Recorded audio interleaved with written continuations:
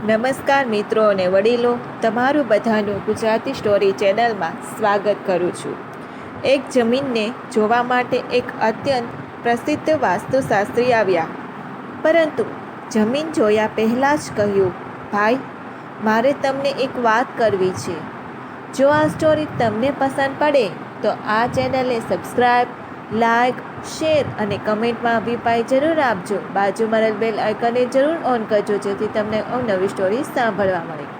એક વ્યક્તિએ વેપાર ધંધામાં ખૂબ પ્રગતિ થયા પછી એક જમીન લેવાનો વિચાર કર્યો, જ્યાં તેનો પરિવાર જઈને વીકેન્ડમાં આનંદ માણી શકે.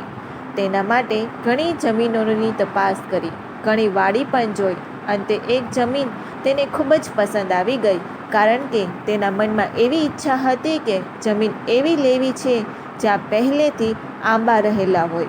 અને સદભાગ્યે તેને એક જમીન ખૂબ જ પસંદ આવી. એ સમયમાં 80 વર્ષ જૂના આંબા વાવેલા હતા, અને ખાસ કરીને તેની પત્ની તેમજ બાળકોને કેરી ખૂબ જ વાલી હતી. જમીન લીધા પછી તેને જમીન પર બાંધકામ કરવાનો નિર્ણય કર્યો અને નક્કી કર્યું કે તે એક વીકેન્ડ હાઉસ જેવું બનાવશે. એટલે સામાન્ય રીતે તેના મિત્રને ભેગો થતો ત્યારે આ બધા વિશે વાત કરી તો એક મિત્રએ તેને સલાહ આપી કે કોઈ પણ બાંધકામ કરતાં પહેલાં વાસ્તુશાસ્ત્રીની સલાહ લઈ લેવી જોઈએ.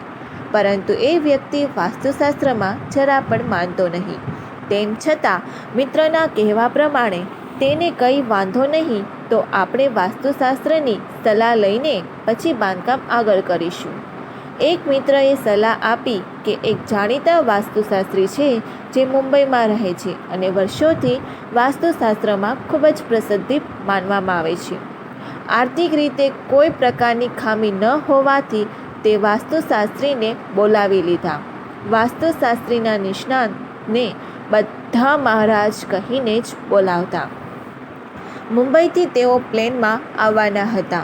ત્યાર પછી એરપોર્ટથી તેઓને પિકઅપ કરીને જમીન જોવા જવાના હતા. આ વ્યક્તિ પાસે ડ્રાઈવર પણ રાખેલો હતો, પણ મહારાજ પોતે આવવાના હતા, એટલે એને તેડવા માટે તે વ્યક્તિ પોતે સેલ્ફ ડ્રાઇવિંગ કરીને એરપોર્ટ પર ગયા અને તેને તેડીને જમીન જોવા માટે રવાના થયા. થોડા સમય પછી જમવાનો ટાઈમ થઈ ગયો હતો, એટલે શહેરમાં જમી લીધું અને કારમાં ફરી પાછા તે વ્યક્તિ અને મહારાજ બંને જમીન તરફ આગળ વધ્યા. રસ્તામાં તેઓની બાજુમાંથી કોઈ પણ કાર નીકળે અને તેને ઓવરટેક કરવાની કોશિશ કરે તો તે વ્યક્તિ તેને ઓવરટેક કરવા માટે તરત જ રસ્તો આપી દેતા. આવું એક બે નહીં, પરંતુ ઘણી વખત બન્યું.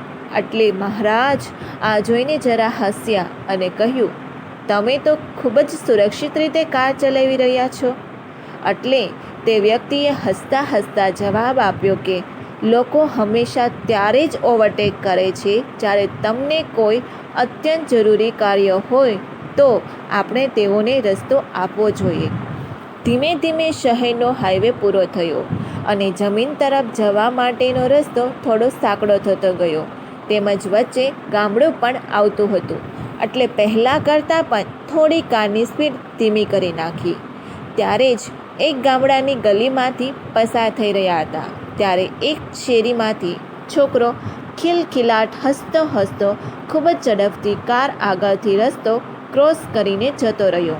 એટલે પેલા વ્યક્તિએ કાર થોડી વધુ ધીમી પડી અને તે જે શેરીમાંથી નીકળ્યો હતો તે શેરી તરફ જોવા લાગ્યો. અચાનક જ શેરીમાંથી બીજો એક છોકરો નીકળ્યો અને ગાડી પહેલેથી જ ધીમી હોવાથી તે ગાડીની આગળથી રસ્તો ક્રોસ કરીને જતો રહ્યો. પરંતુ પહેલા વ્યક્તિએ શેરી તરફ એવી રીતે જોઈ રહ્યા હતા જાણે તેઓને ખબર હતી કે ત્યાંથી કોઈ આવવાનું છે. મહારાજે આશ્ચર્યચકિત થઈને પૂછ્યું, ભાઈ, તમને કેવી રીતે ખબર પડી કે બીજો છોકરો પણ ત્યાંથી જ દોડતો દોડતો નીકળશે? એણે ખૂબ જ સહજ ભાવે જવાબ આપ્યો કે નાનપણમાં બાળકોનું આવું જ છે, એકબીજાની પાછળ દોડતા જ રહેતા હોય છે. અને પેલો છોકરો જે ખિલખિલાટ કરીને હસતો હસતો જઈ રહ્યો હતો, એ ઉપરથી જ મને લાગ્યું કે આ નક્કી કોઈ બીજા બાળકો ભેગો રમતો હશે. અને તેનાથી ભાગતો હશે, અને સાચે જ પીછો કરતો છોકરો પાછળ આવ્યો પણ ખરો.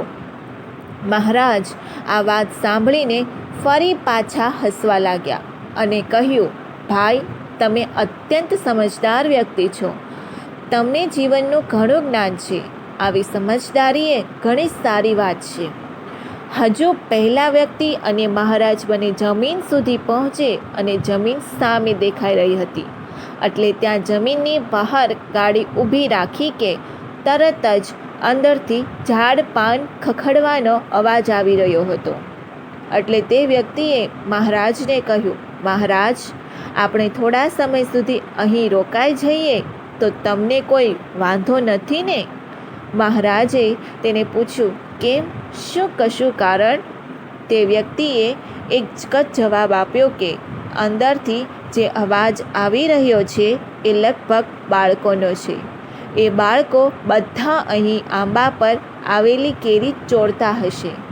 જો આપણે અચાનક જ અંદર જઈશું તો ગભરાઈને તે લોકો આમ તેમ જવાની ભાગવાની કોશિશ કરશે. એમાંથી જો કોઈ પડી જશે તો બિચારા બાળકને ઈજા થઈ જશે. થોડા સમય સુધી મહારાજ કશું ન બોલ્યા. થોડા સમય પછી તે પહેલા વ્યક્તિને કહ્યું, ભાઈ, તમને એક વાત કહેવા માગું છું. આ જમીન ઉપર એક પણ પ્રકારનો વાસ્તુ દોષ નથી, અને આના નિવારણ માટે પણ કશું કરવાની કોઈ જ પ્રકારની જરૂર નથી. જમીનને જોયા પહેલાં જ મહારાજ આવું બોલ્યા. એટલે પહેલા વ્યક્તિએ પૂછ્યું, પણ મહારાજ, તમે તો હજુ જમીન પણ નથી જોઈ, અને આવું કેમ? મહારાજ ફરી પાછા હસી પડ્યા અને કહ્યું, જ્યાં તમારા જેવા લોકો રહેતા હોય, જે માત્ર ને માત્ર બીજા લોકોની ભલાઈ માટે વિચારતા રહેતા હોય, એ સ્થાન વાસ્તુશાસ્ત્રના નિયમ પ્રમાણે ખૂબ જ પવિત્ર ગણાય. એ સ્થાન કાયમ માટે સુખ આપનારું અને ફળદાયી જ રહે છે. જ્યારે આપણું મન બીજાની ખુશી અને શાંતિને પ્રાથમિકતા આપવા લાગે તો એનાથી બીજાને તો મળે જ છે, પરંતુ આપણને પોતાને પણ માનસિક શાંતિ તેમજ પ્રસન્નતા મળે છે. જો કોઈ વ્યક્તિ કાયમ પોતાનાથી પહેલાં બીજાનું વિચારવા લાગે તો ખરેખર તેનામાં એ પ્રકારની સમજદારી આવી જાય છે કે જાણે તેને સંતત્વ પ્રાપ્ત કરી લીધું હોય. જો આ સ્ટોરી તમને પસંદ પડી હોય તો દરેક લોકો જોડે શેર કરજો. સાંભળવા માટે આભાર.